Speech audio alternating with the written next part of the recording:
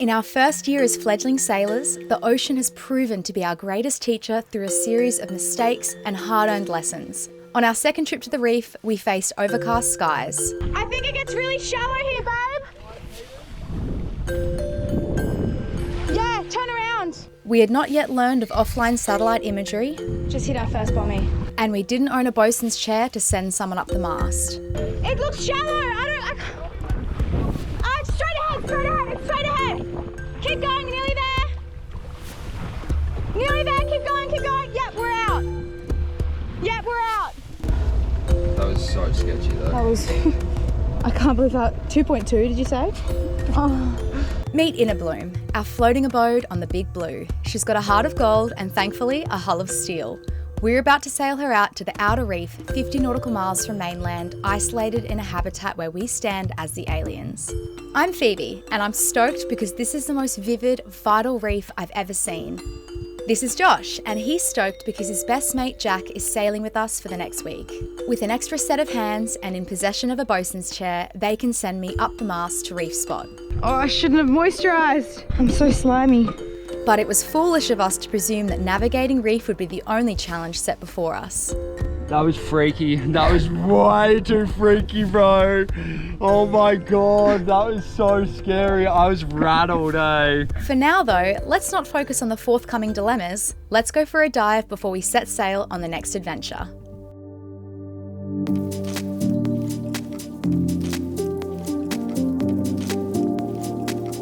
Hi, Sonia.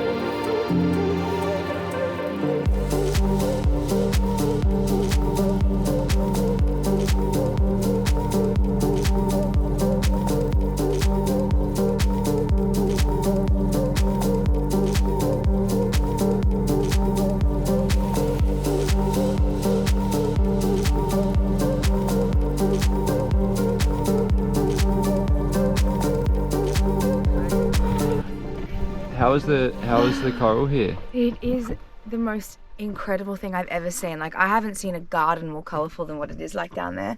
Along the bottom, it's like a bit dead, just brown and dead, but along the shelf, it's just So colourful, so much happening. Everyone's so busy. Oh, it's just unreal. It's the most amazing experience.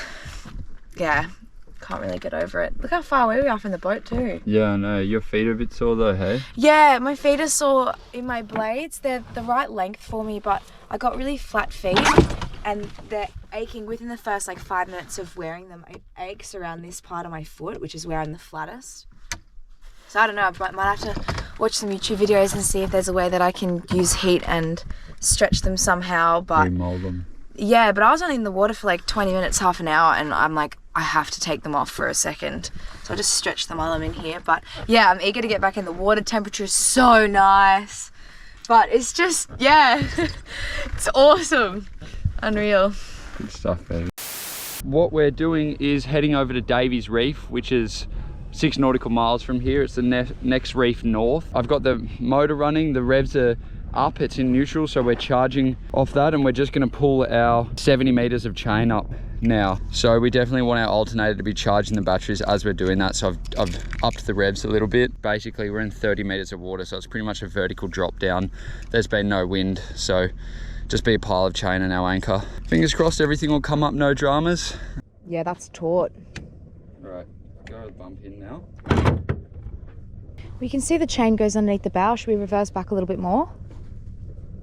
Maybe, yeah, try and get a different angle for it to pull in. Yeah.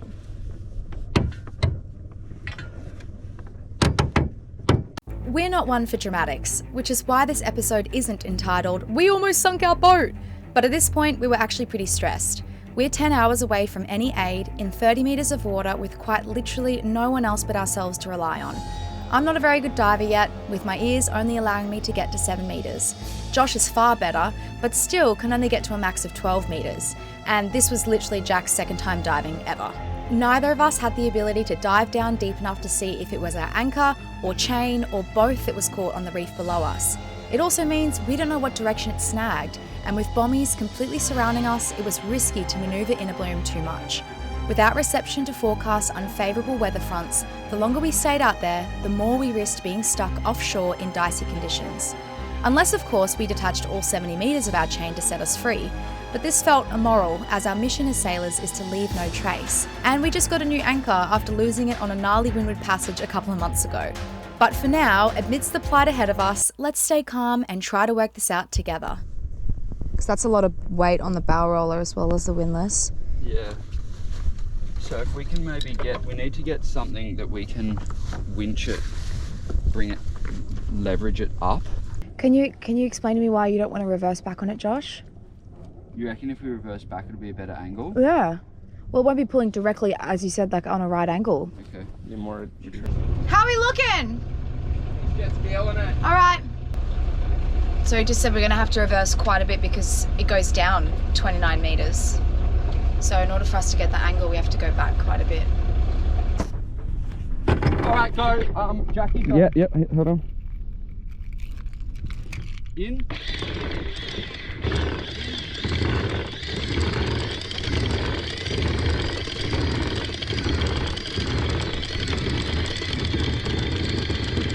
Baby, neutral, put the revs up. Neutral, revs up. Pause. Bit higher.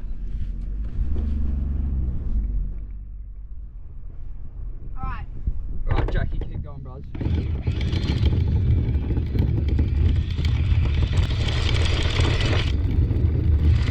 Bloody good.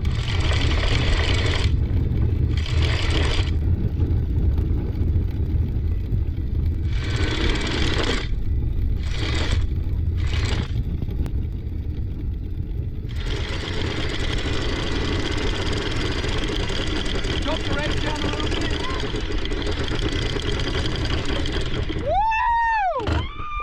Pause. So did you have the revs up for the alternator? Yep. Yeah, because the battery was dying. Yeah, awesome. Putting more current so I'd be charging that. Yeah. Oh, you're a fucking good girl. Oh, bro. I was panicking. Yeah, I was panicking. That was so, but it's like, did you hear it? It just went tonk, and it's like, It's like it was hooked around the anchor or something. It was hooked on something, eh? Yep. But it didn't, I don't know. As soon as you got that little pressure off, it must have been stuck under something. That was freaky. That was way too freaky, bro. Oh my God, that was so scary. I was rattled, eh? Oh, dude, we did so well. Oh, good work, Thought we team. were losing the chain there. Oh. Well, it's a Christmas miracle. All of that stress for nothing. Let's head to another reef while Josh fillets up our dinner.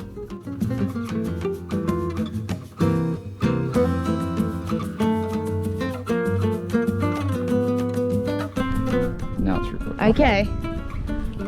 Hoist me up, boys.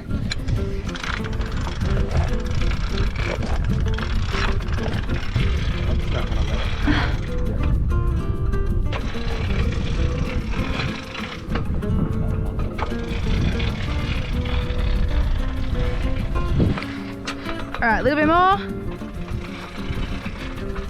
Okay. Oh, I shouldn't have moisturized. I'm so slimy. Yeah, that's good. Nothing, it's beautiful, but nothing much to see, I guess because the water's so deep here. But yeah, the exposed reef is incredible. Wow, the sunlight through the water is remarkable, Jack. Can you see that in front of you? Where my reflection is? Oh yeah? Wow. Looks like an iris of an eye. Is the iris the coloured part? Isn't that the coloured bit? Yeah, the iris. Yeah, it looks like an iris. And I'm the pupil! Yeah, you can see this bommie right on our port side, on our bow. Oh, there's so many sea turtles. Really? Where? 1, 2, one going right beneath us. Watch out! I wonder how long they can hold their breath for. We'll add that to the list that of things that we look up once we get reception.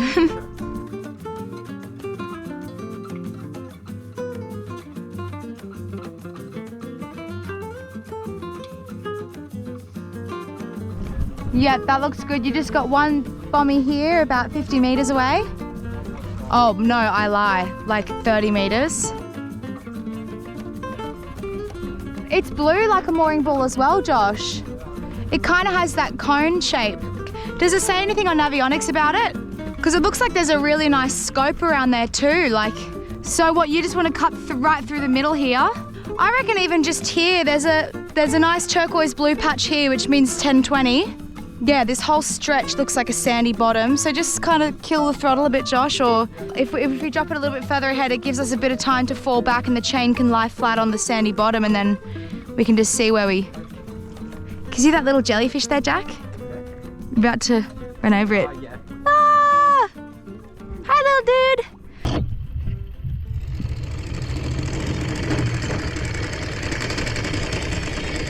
Yellow? Yep. Right, I'm ready on yellow.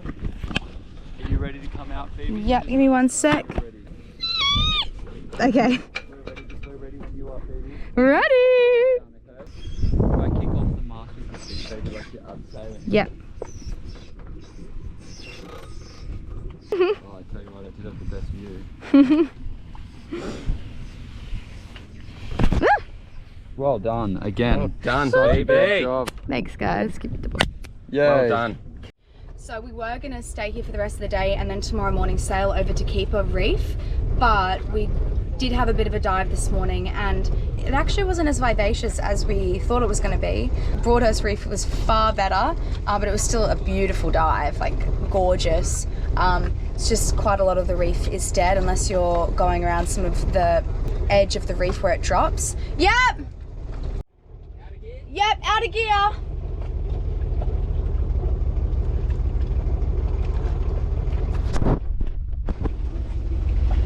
You're loving your little log, aren't ya? She's getting bigger every day. The tide's on its way out now. It was high at 9:20. It's 12:20 now. So it means we have another 3 hours left at this tide before it's completely low. So it would have been ideal to leave at that time, but it means the sun will be lower in the sky. So because it is midday, it's going to make it a bit easier to dodge the bommies. I probably won't have to go up the mast because it was quite a clear entry in and out, which is awesome. I love this idea, babe. Well, we're just saying that we feel much better about it because our arrival time to the next destination, which is I did tell them. Yeah, it's supposed to be keeper reef, is it? Yep.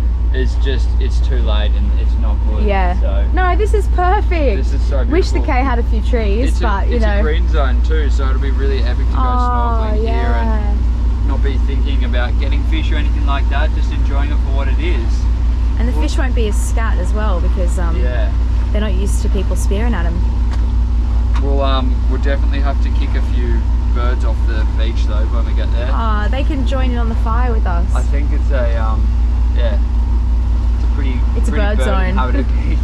Yeah, well they're probably taking a rest from their migrations and such, eating all the crabs. Yay, Sonia! You get to have a run on the sand. Oh, she'll love that. She'll love the hot sand. They look like garfish. Little long boys. Whoa, actually, I don't know if garfish can get that big. They look like almost a meter. They look quite big, yeah. Wow. Heaps of fish. Green zone. Wow, you guys are so cool. They're like long fish with a long nose. Yeah. Oh, swordfish. Is it a swordfish? Oh, actually, I don't know shit about fish, but Yeah, I mean, that's why I didn't say. it's got a sword on its head. So. Oh, are you two ready to get this mooring? Yeah, we're not close enough yet, but heaps of jellies. Yeah. Oh, it's so clear. It is, eh? Oh. So do you wanna do the honors? Do you want me to hook it? Yeah, Or do you can do it. I'll be your backup. Okay. So just get it over that bow roller. Alright, I'm just going to give her a bit of juice to come in now. Okay. Alright, so... Back in neutral. Yep. Nice one, Jack. Yep. It's a heavy sucker, eh? Mm-hmm. Full of water too.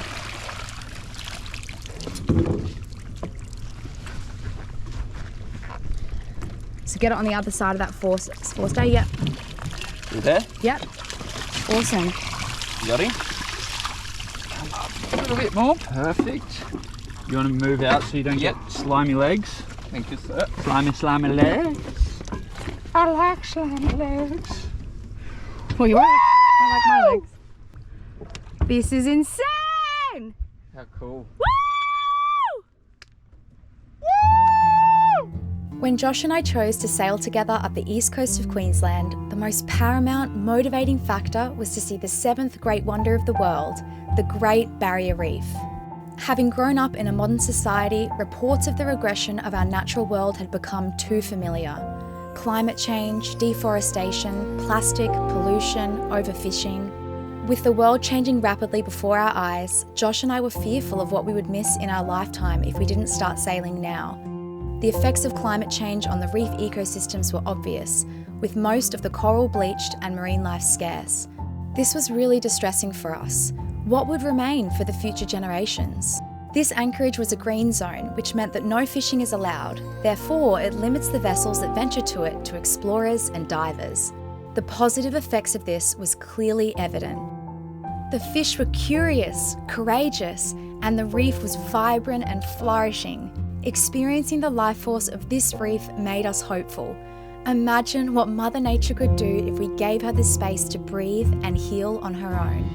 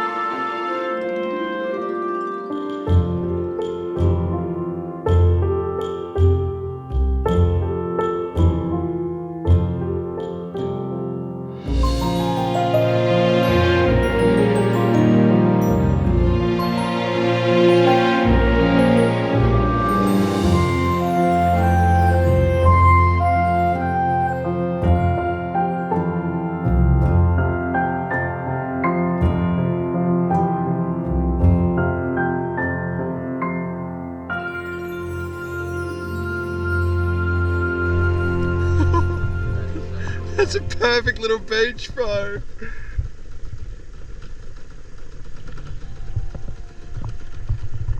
Thank you so much for joining us. We hope you enjoyed it, and we'll see you next time.